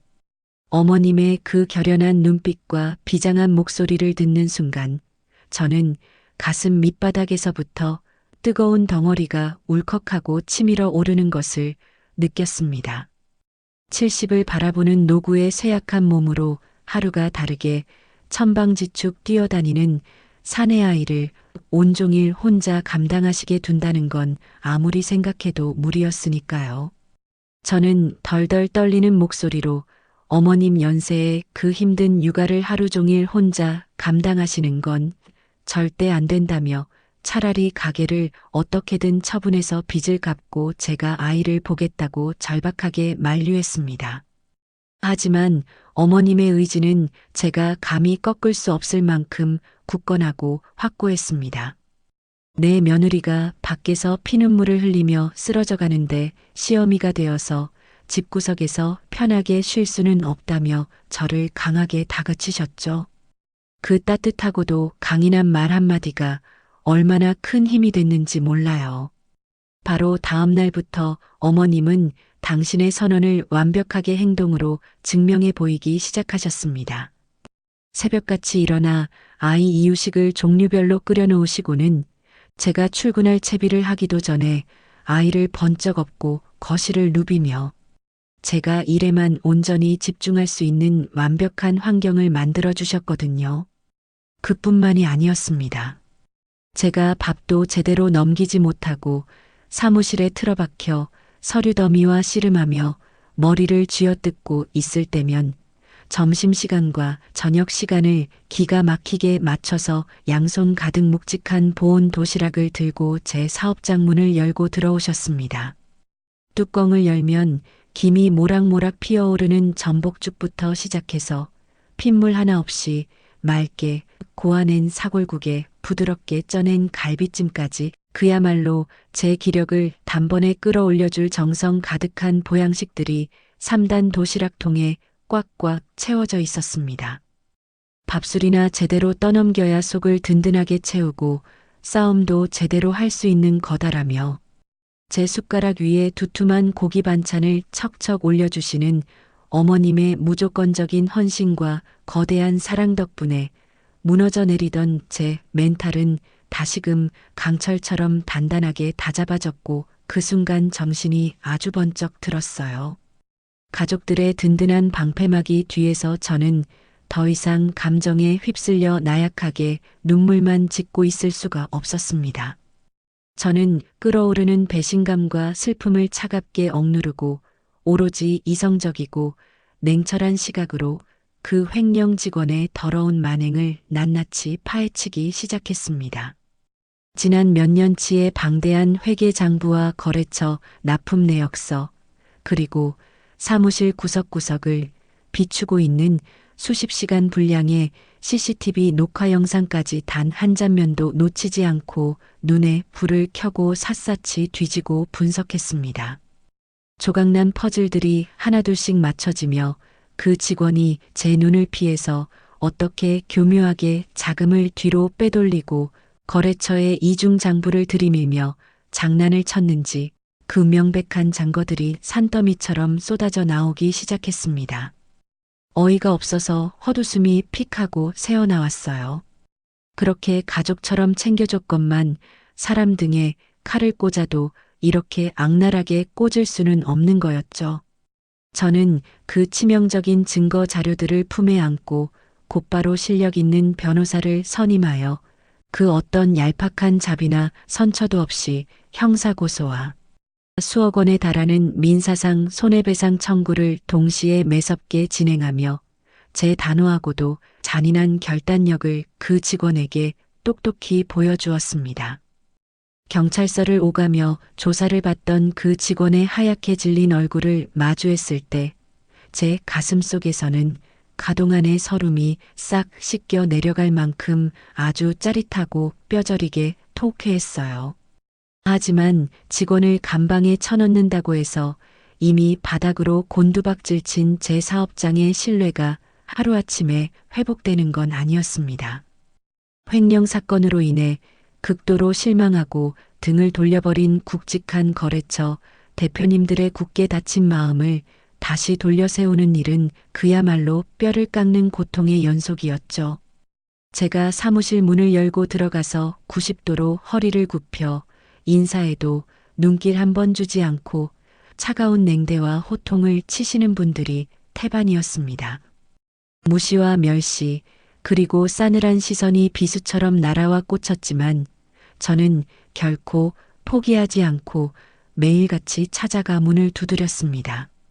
단순히 감정에 호소하며 눈물로 빌고 매달리는 대신 저는 밤을 새워가며 완벽하게 다시 짜인 촘촘한 손에 복구 플랜과 이런 단위까지 투명하게 명시된 재무구조 개선 자료를 두꺼운 파일로 만들어 그분들의 책상 위에 당당하게 올려두었습니다. 제가 사람을 잘못 본 죗값은 이 투명한 시스템과 이전보다 훨씬 더 파격적인 납품 단가로 뼈를 깎아 반드시 갚아내겠습니다. 저를 한 번만 더 믿고 지켜봐 주십시오. 특유의 부드러우면서도 단단하게 중심이 잡힌 저의 강단 있는 카리스마와 논리적인 설득에 얼음장처럼 차갑게 굳어있던 대표님들의 표정도 아주 서서히 누그러지며 마침내 제 서류에 다시 도장을 찍어주기 시작하셨습니다. 잃어버린 신뢰를 다시 주워 담아 꿰매는 그 치열한 과정 속에서 저는 발에 물집이 터지고 피가 나도록 밖으로 뛰고 또 뛰었죠. 그렇게 매일 밖에서 전쟁 같은 하루를 치러내고 자정이 훌쩍 넘은 깊은 새벽에 파김치가 되어 현관문을 열고 들어서면 온 집안의 불이 다 꺼져 있는 그 어둠 속에서도 주방 식탁 위만은 아주 환하게 불을 밝히고 있었습니다. 피곤에 지쳐 꾸벅꾸벅 조시면서도 제가 들어오는 도어락 소리에 화들짝 깨어나신 어머님은 겉옷도 벗지 못한 저를 식탁 의자에 앉히시고는 금방 지어내어 윤기가 자르르 흐르는 따뜻한 쌀밥과 보글보글 끓는 구수한 된장찌개를 제 앞에 소리 없이 차려주셨습니다. 숟가락을 들 힘조차 없어 멍하니 식탁을 바라보고 있는 제게 어머님은 제 손을 따뜻하게 포개어 주시며 아주 조용하지만 묵직한 목소리로 말씀하셨습니다. 힘들지 아가. 예전에 이 시어미가 아무것도 몰라서 허튼 짓 하고 돌아다닐 때 네가 피땀 흘려번 돈으로 나를 먹여 살리고 지켜줬잖니. 이제는 이 늙은 내가 무슨 수를 써서라도 너를 지킬 차례니까 밖에서 무슨 험한 일을 당하든 집 걱정은 아예 내려놓고 여기서 따뜻한 밥 먹고 푹 쉬어라. 그 뭉클하고도 벅찬 어머님의 한마디에 저는 숟가락을 쥔 채로 고개를 푹 숙이고 그동안 꾹꾹 참아왔던 뜨거운 눈물을 왈칵 터뜨리며 엉엉 소리 내어 울고 말았습니다. 된장찌개 국물 위로 제 짠 눈물이 뚝뚝 떨어져 번졌지만 그 어떤 진수성찬보다도 눈물겹게 달고 맛있는 새벽의 만찬이었습니다. 제 남편 역시 그 위기의 시간 동안 저를 혼자 외롭게 두지 않았어요. 퇴근하고 돌아오면 양복 재킷을 훌렁 벗어던지고 소매를 걷어붙인 채 산더미처럼 쌓인 아이 젖병을 삶고 거실에 널브러진 장난감들을 치우며 산더미 같은 집안일을 묵묵히 그리고 적극적으로 분담해 주었습니다. 당신 혼자 짊어지게 해서 미안해. 내가 더 잘할게.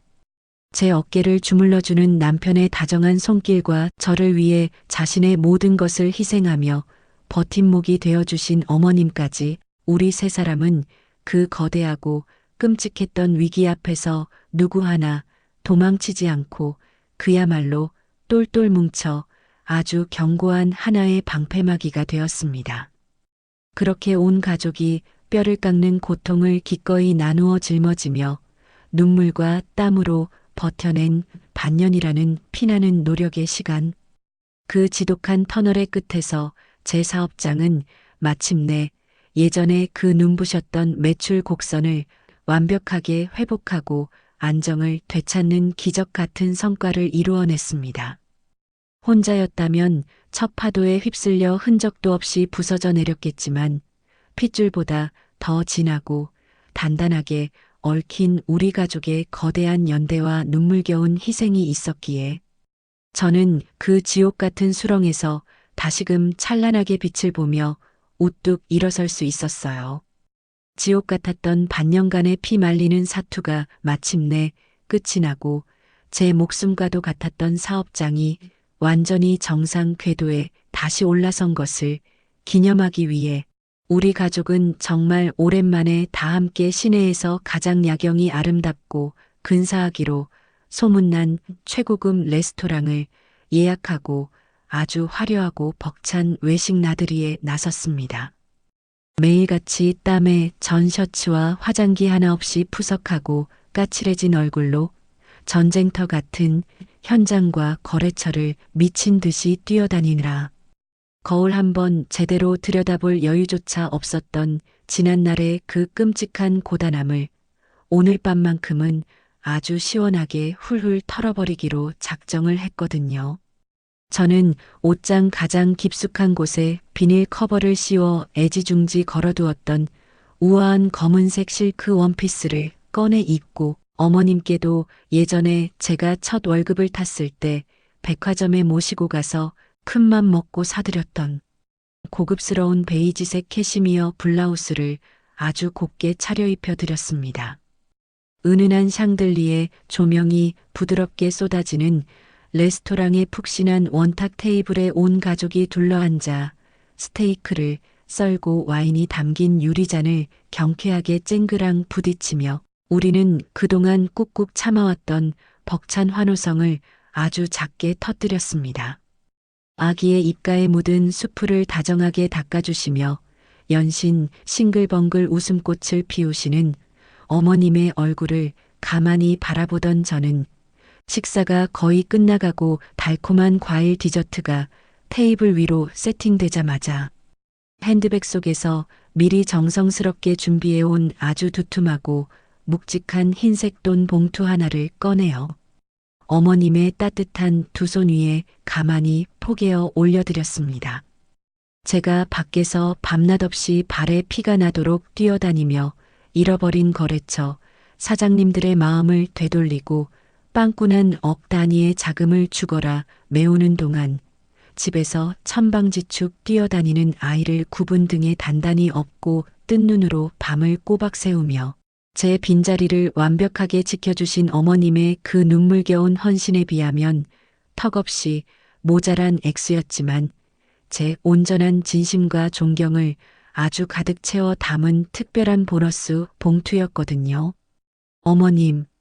어머님 덕분에 제가 그 끔찍하고 아득했던 지옥에서 무사히 살아 돌아왔어요. 진짜 우리 어머님이 목숨 걸고 집안 지켜주지 않으셨으면 저 벌써 길거리에 나앉아서 펑펑 울고 있었을 거예요. 정말 고생 많으셨어요. 제 벅찬 목소리에 화들짝 놀라신 어머님은 내용물의 두께를 가늠하시고는 그 두툼한 봉투를 다시 제 쪽으로 황급히 밀어내시며 두 눈시울을 붉게 물들이시고 고개를 세차게 저으셨습니다. 아니다 아가. 내가 한 게 뭐가 있다고 이 피 같은 큰 돈을 덥석 받아. 나는 그저 따뜻한 집구석에서 내 귀한 똥강아지 밥이나 챙겨 먹인 것밖에 한 일이 없다. 다 네가 똑부러지고 훌륭해서 이 엄청난 위기를 맨몸으로 다 이겨낸 거야. 기어이 제 손을 꽉 쥐고 돈 봉투를 제 가방 안으로 다시 밀어 넣으시려는 어머님의 손등을 제가 더 강하게 꽉 감싸주며 절대 양보하지 않겠다는 단호한 눈빛을 보내자 어머님은 결국 참았던 눈물을 뺨 위로 툭 떨어뜨리시며 돈 봉투를 가슴에 소중하게 품어 안으셨습니다. 과거 동네 노인정에 매일같이 출근 도장을 찍으며 제가 드리는 피 같은 용돈으로 되지도 않는 얄팍한 허세를 부리거나 제 뒤에서 악독한 며느리 흉을 지어내어 험담을 늘어놓으며 알량한 자존심을 채우시던 그 어리석은 시어머니는 이제 이 세상 어디에도 존재하지 않습니다. 오히려 요즘은 동네 마트나 아파트 산책로에서 예전 노인정 친구분들이나 오지랖 넓은 회장님을 우연히 마주치기라도 하시면 제 팔짱을 아주 꽉 끼고 당당하게 어깨를 활짝 펴시며 진짜 진심이 우러나오는 팔불출 며느리 자랑을 온 동네가 떠나가라 쩌렁쩌렁 늘어놓고 다니시거든요. 아이고 말도 마. 우리 며느리가 무너져가는 그 큰 가게를 이 여리여리한 몸으로 밤낮 없이 뛰어다니면서 기적처럼 다시 완벽하게 다 살려냈잖아.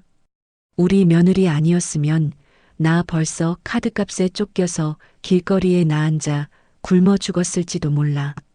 내가 전생에 나라를 3번은 구했는지 저렇게 똑똑하고 훌륭한 며느리가 우리 집에 넝쿨째 굴러들어와서 나를 다 살렸다니까. 지나가던 동네 사람들이 다 쳐다볼 정도로 침을 튀겨가며 저를 치켜세우시는 어머님의 그 눈부신 변화를 옆에서 가만히 지켜볼 때면 어이가 없어서 헛웃음이 나오다가도 가슴 한구석이 뻐근해질 정도로 뭉클한 감동이 벅차오르는 것을 숨길 수가 없었습니다. 남편 역시 식탁 건너편에서 와인잔을 기울이며 한때는 서로를 핥히고 찌르며 지독한 원수처럼 으르렁대던 우리 고부가 이제는 세상 그 어떤 모녀지간보다도 더 끈끈하고 훌륭하게 맺어진 것을 꿀이 뚝뚝 떨어지는 다정한 눈빛으로 지켜보며 세상에서 가장 행복하고 안도감 넘치는 미소를 얼굴 한가득 지어 보였습니다. 당신 진짜 고생 많았어. 우리 엄마 사람 만들어준 것도 다 당신 덕분이야. 평생 내가 당신 보필하면서 살게. 제 귓가에 다가와 장난스럽게 속삭이는 남편의 뺨을 가볍게 꼬집어주며 우리는 지난 반년간의 지독했던 악몽을 아주 유쾌하게 씻어 넘겼습니다. 어느덧 또다시 평화로운 시간이 훌쩍 흘러 계절이 바뀌고 우리 아이가 앙증맞은 병아리색 원복을 예쁘게 차려입고 앙증맞은 이름표가 달린 가방을 맨 채 처음으로 동네 어린이집에 입소하는 가슴 벅찬 첫 등원날 아침이 밝았습니다. 맑고 따뜻한 봄 햇살이 온 세상을 환하게 비추고 길가에 흐드러지게 핀 벚꽃잎이 눈처럼 흩날리는 아파트 단지 산책로를 천천히 걸으며 저와 어머님은 콧노래를 흥얼거리는 아이의 작고 오동통한 두 손을 양쪽에서 하나씩 단단하게 나누어 잡고 발맞춰 걸음을 옮겼습니다. 저는 고개를 들어 눈이 시리도록 파랗고 맑은 봄 하늘을 가만히 올려다보며 가슴속 깊은 곳에서부터 우러나오는 아주 은밀하고도 간절한 기도를 하늘로 올려보냈습니다. 엄마, 아빠, 하늘에서 우리 가족 잘 지켜보고 계시죠? 20대 초반에 엄마, 아빠 한꺼번에 떠나보내고 세상에 나 혼자 버려진 것 같아 매일 밤 이불을 뒤집어 쓰고 소리 없이 울었던 그 불쌍한 막내딸에게 이렇게 비바람 앞에서도 절대 무너지지 않는 새롭고 단단한 진짜 가족을 선물해 주셔서 정말 감사합니다. 코끝이 찡해지며 눈가에 맺힌 맑은 눈물방울을 봄바람에 조용히 말려보내며 저는 제 손에 닿은 아이와 어머님의 체온을 더욱 꽉 움켜쥐었습니다. 처음에는 그저 200만 원이라는 돈으로 얄팍하게 맺어지고 가짜 허세로 떡칠이 되어 있던 위태로운 관계였지만 비온 뒤에 땅이 더욱 단단하게 굳어지듯 뼈를 깎는 거대한 시련과 폭풍을 온몸으로 함께 맞고 겪어내면서 우리는 이제 그 어떤 날카로운 칼날로도 끊어낼 수 없는 진짜 핏줄 같은 단단한 인연으로 완벽하게 거듭났음을 가슴 아주 깊은 곳에서부터 온전히 깨달을 수 있었습니다. 거실 텔레비전에서 주말 연속극이 잔잔하게 흘러나오는 평화로운 저녁 시간, 푹신한 거실 소파에 온 가족이 다 같이 옹기종기 모여 앉아 어머님이 솜씨 좋게 토끼 모양으로 정성껏 깎아주신 달콤한 사과 조각을 입에 베어 물며 우리는 그 어느 때보다 평범하지만 눈부시게 찬란한 저녁 시간을 만끽하고 있습니다. 남편은 아이를 무릎에 눕히고 간지럼을 태우며 까르르 넘어가는 웃음소리를 만들어내고 있고, 어머님은 그런 부자를 보며 눈가에 주름이 깊게 패도록 환하게 웃고 계시죠. 그 따뜻한 풍경을 소파 끝에 비스듬히 기대앉아 가만히 바라보던 저는 입가에 잔잔한 미소를 띠며 속으로 조용히 의젓렸습니다. 진짜 가족이란 무조건 참고 견디는 맹목적인 희생이나 피가 섞였다는 이유 하나만으로 모든 것을 합리화하는 폭력이 절대 아니라는 것을요. 자신의 어리석은 잘못을 진심으로 뼈저리게 뉘우치고 상대방이 쓰러졌을 때 기꺼이 내 어깨를 내어주며 서로의 텅 빈 자리를 따뜻한 온기로 꽉 채워주며 묵묵히 인생의 험난한 길을 함께 걸어가는 숭고한 동행. 그것이 바로 제가 그토록 평생을 갈망하고 찾아 헤매던 진짜 가족의 눈부신 얼굴이었습니다. 지금까지 제 얘기 들어주셔서 감사합니다. 네, 오늘 준비한 이야기는 여기까지입니다. 일찍 부모님을 여의고 누구보다 따뜻한 가족의 품을 그리워하셨던 우리 사연자님. 처음엔 엇갈린 진심과 모진 상처들로 인해 얼마나 가슴이 시리고 무너져 내리셨을까요? 하지만 비온 뒤에 땅이 더 단단하게 굳어지듯 인생에 들이닥친 두 번의 커다란 위기와 폭풍우는 오히려 이들을 세상 그 누구보다 끈끈하고 견고한 진짜 가족으로 만들어 주었습니다. 단순히 피가 섞여야만 가족이 아니라 서로의 아픔을 보듬고 빈자리를 채워주며 묵묵히 인생을 함께 걸어가는 것이 진정한 가족의 의미라는 사연자님의 마지막 말씀이 참 묵직한 감동과 깊은 여운을 남기네요. 그 험난했던 고통의 터널을 누구보다 멋지고 당당하게 빠져나오신 사연자님의 앞날에 이제는 눈부시고 따뜻한 봄볕만 가득하시기를 진심으로 응원하겠습니다. 사연자님께 응원의 댓글을 남겨주세요. 큰 위로가 돼줄 거예요. 오늘도 끝까지 함께 해주셔서 감사합니다.